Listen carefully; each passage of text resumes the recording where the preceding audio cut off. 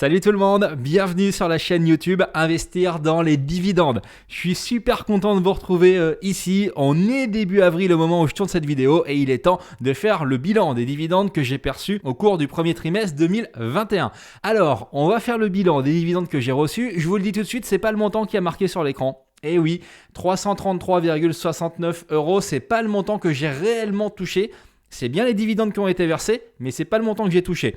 Pourquoi ? Parce qu'en fait, j'ai une action qui est dans mon PEA, donc là, pas de problème, j'ai bien touché 100% des dividendes.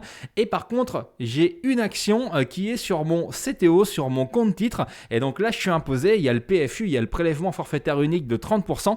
Donc en fait, j'ai touché moins que la somme qui est indiquée ici sur l'écran, mais on va regarder tout ça dans le détail juste après. Donc on va regarder quelles sont les actions qui ont composé ce rendement, ces dividendes. On va voir combien j'ai réellement touché. On va voir quel est mon taux de rendement par rapport à mon capital investi dans ces actions. Et puis à la fin de cette vidéo, on verra ce que j'ai fait de cet argent. Est-ce que j'ai acheté quelque chose ? Est-ce que je me suis fait plaisir ? Ou est-ce que j'ai racheté des actions ? Eh bien on verra ça tout à l'heure dans la vidéo. Et comme d'habitude, on commence avec un petit disclaimer. Je ne suis pas conseiller financier. Dans cette vidéo, j'exprime mon avis personnel. C'est pas un conseil d'investissement et tout investissement comporte des risques qui peuvent aller jusqu'à la perte totale de l'investissement initial. Vous devez absolument faire vos propres recherches avant de décider d'acheter une action. Donc, comme je vous le disais en préambule, le montant brut de mes dividendes, et j'insiste sur le mot brut, est de 333,69 € au cours du premier trimestre 2021. Ça, c'est ce que les entreprises m'ont versé. Maintenant, le montant net va être légèrement différent. On va voir juste après. Alors, quelles sont les actions qui m'ont versé des dividendes au premier trimestre ? Eh bien, vous le voyez, c'est l'entreprise Icade et la société Total. Donc vous avez Total qui est dans mon PEA, dans mon plan épargne action. Et puis vous avez Icade qui n'est pas éligible au PEA puisque c'est une foncière. Et donc Icade est dans mon compte titre. Donc c'est sur les dividendes reçus par la société Icade que j'ai eu le prélèvement forfaitaire unique de 30% qui a directement été prélevé par mon courtier sur les dividendes qu'ils m'ont versés. Au niveau d'Icade, j'ai 35 actions dans mon portefeuille. Le dividende 2020 s'élève à 4,01 € et la petite particularité au niveau des dividendes d'Icade, c'est qu'il est versé en 2 fois. Et oui, vous avez pas mal d'entreprises qui versent une seule fois par an les dividendes et là il est versé en 2 fois, donc on est bien d'accord, hein. C'est pas que vous touchez 2 fois ce dividende, c'est que ce dividende est splitté en 2 et divisé par 2 et en l'occurrence on va le voir, mais en mars j'ai touché un dividende par action de 2,01 € et dans quelques temps je toucherai 2 € par action, ce sera donc le complément. Si vous faites 2,01 plus 2 €, on est bien sur 4,01 € par action de dividende sur cette année. Donc le dividende versé le 5 mars, 2,01 € par action. J'ai 35 actions comme je vous le disais dans mon portefeuille. Ça représente un montant de 70,35 € qui a été versé par la société Icade. Seulement, comme c'est sur un compte titre, puisque c'est une foncière comme je vous le disais à l'instant, j'ai eu le prélèvement forfaitaire unique qui a été prélevé directement par mon courtier, ce qui veut dire que sur mon compte en banque, j'ai touché 49,24 € de la part d'Icade net d'impôt. Alors le solde du dividende qui reste à percevoir, ce sera le 27 mai. La particularité aussi d'Icade, hormis le fait qu'il verse son dividende en 2 fois, c'est que le solde, cette fois-ci, on pourra le recevoir soit en espèces, soit en titres. Donc soit en action Icade à hauteur de 80% de ce solde. Donc sur le 100% des 2 €, vous avez 20% que vous pouvez choisir de percevoir en espèces et 80% de ce solde en titres, ou alors vous pouvez faire le choix de recevoir tout en espèces. Je peux recevoir 2 € par action. Moi personnellement, ça dépendra du prix de l'action au moment où Icade laissera le choix à ses actionnaires pour se positionner sur le dividende en espèces ou en titres. Mais personnellement, si Icade n'a pas explosé d'ici là, je choisirai très certainement de réinvestir en titres ce solde de dividende Icade. Sachant qu'en plus, je crois énormément au potentiel de l'entreprise Icade et que je souhaite donc du coup me renforcer sur cette société. Bah oui, Icade, c'est un acteur, donc comme je vous l'ai dit, qui est une foncière. C'est une foncière tertiaire, de bureau. Je ne crois absolument pas au tout télétravail quand la crise Covid sera derrière nous. Les gens ont trop envie d'être présents au bureau avec leurs collègues. C'est quand même beaucoup plus sympa. Donc moi, je ne crois pas à la grande crise que tout le monde annonce pour l'immobilier de bureau. En plus, Icade est un promoteur et a un pipeline vraiment intéressant de projets. Et puis, au niveau de la foncière santé, puisque Icade a un pôle santé, Icade a annoncé depuis quelques temps maintenant qu'il projetait de séparer cette foncière santé pour faire ressortir la valeur et pour pouvoir la développer. Et donc, on ne sait pas exactement ce qu'ils vont faire avec cette foncière santé. Moi, j'espère qu'ils vont la coter et qu'ils vont distribuer les actions aux actionnaires. Et c'est aussi pour ça que ça m'intéresse de me renforcer à cette entreprise Icade qui a, selon moi, encore énormément de potentiel.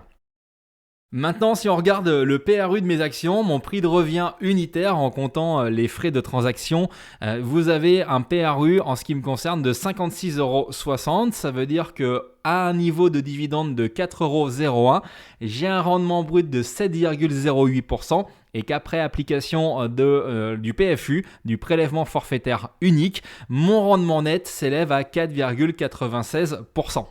On passe maintenant à l'action Total qui, elle, ne verse pas un dividende une fois ou deux fois par an, mais 4 fois Total propose un dividende trimestriel. C'est super important pour la régularité des revenus de l'investisseur. Moi, j'adore ce dividende trimestriel de Total. Ça représente 2,64 € par action sur l'année, soit 66 centimes par action par trimestre. Je vous ai mis des screenshots qui viennent du site total.com sur la partie investisseurs. Vous voyez ici qu'il y a des acomptes sur dividendes qui ont été versés au titre de l'exercice 2020. Donc ces acomptes ont commencé en septembre 2020. On voit là le dividende dont je vais vous parler qui a été détaché le 4 janvier 2021 et qui a été mis en paiement, donc qui a été versé sur le compte des actionnaires le 11 janvier 2021. Je vous l'ai dit, c'est un dividende trimestriel, donc c'est des acomptes sur dividendes qu'on perçoit. Il a été détaché début janvier, versé le 11, 66 centimes par action.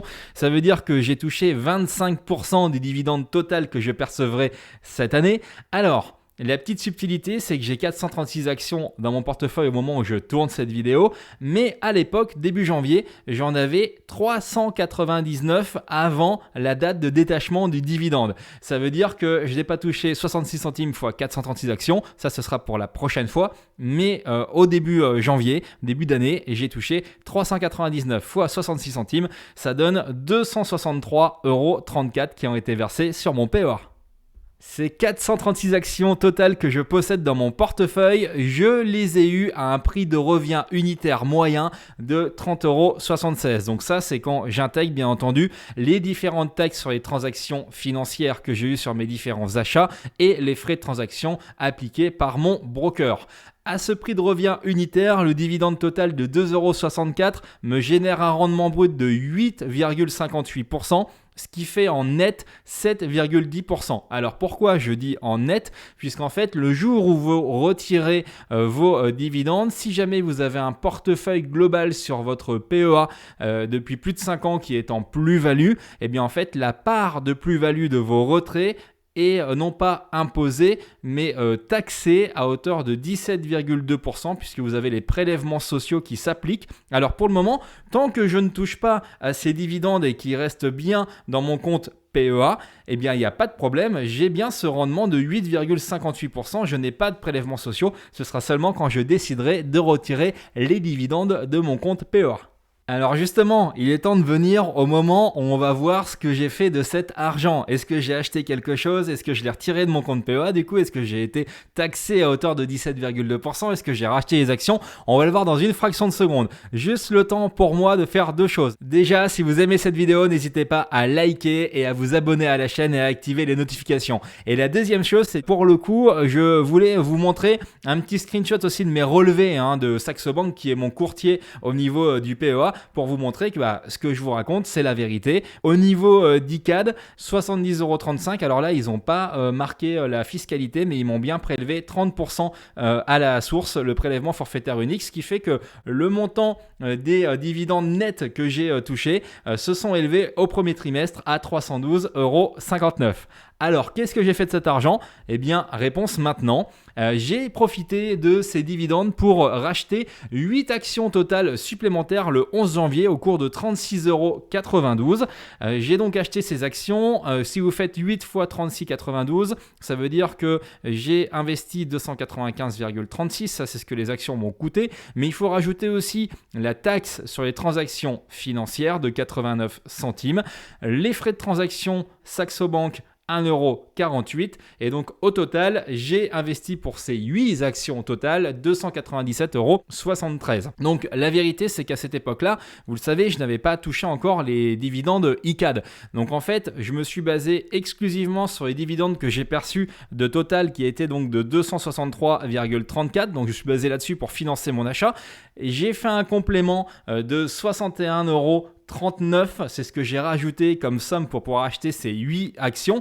Et donc, si on compte cette somme de 61,39, parce que le reste, en fait, ça ne m'a rien coûté, c'est des dividendes que j'ai perçus de Total, eh bien, ça me fait un prix de revient unitaire de ces 8 nouvelles actions de 7,67 € par action. Et ouais, c'est ce que ça m'a coûté quand vous faites 61,39, c'est-à-dire le montant que j'ai rajouté divisé par 8, on est bien à 7,67. Et donc, le taux de rendement de ces nouvelles actions, si vous faites 2,64, c'est le dividende sur une année divisé par 7,67, eh bien ça me donne un taux de rendement de ces nouvelles actions de 34,40%. Vous voyez pourquoi il y a un effet boule de neige qui est super intéressant au niveau des dividendes. Ça vous permet de racheter des nouvelles actions et de percevoir à nouveau du dividende sur ces nouvelles actions que vous avez achetées gratuitement entre guillemets puisqu'elles ont été payées par les dividendes qui ont été perçus. Merci beaucoup d'avoir regardé cette vidéo, j'espère qu'elle vous a plu. N'hésitez pas, comme je vous le disais il y a quelques minutes, à liker, à vous abonner, à activer les notifications. Vous pouvez commenter bien entendu, vous commentez, je vous réponds. Si vous avez des idées pour des nouvelles vidéos, des actions dont vous aimeriez que je parle, pareil, ça se passe en commentaire. Merci encore et à très bientôt sur Investir dans un dividende. Ciao!